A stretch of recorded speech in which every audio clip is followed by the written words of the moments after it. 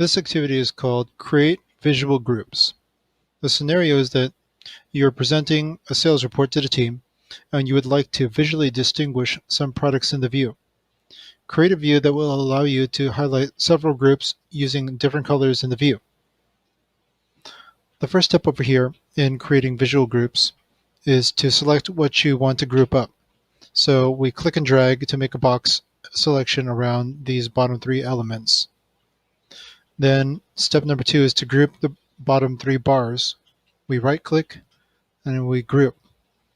When we group members of a dimension, in this case subcategory, it creates a paperclip thing with a subcategory element over here, and it's represented over here as well.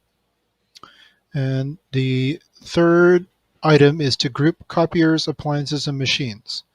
So if we select copiers first and then hold Control and click appliances and machines, then we can create a second member of the subgroup.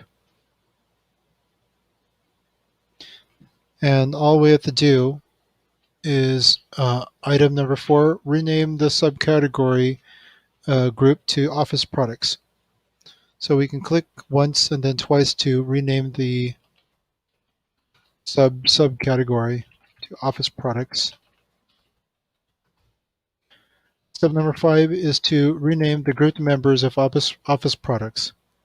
Okay, so we have this subcategory thing over here that we created, and we can edit the group.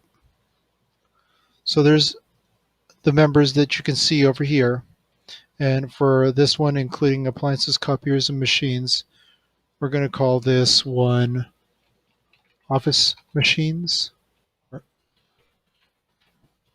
And for the second one, we're going to call it desk supplies.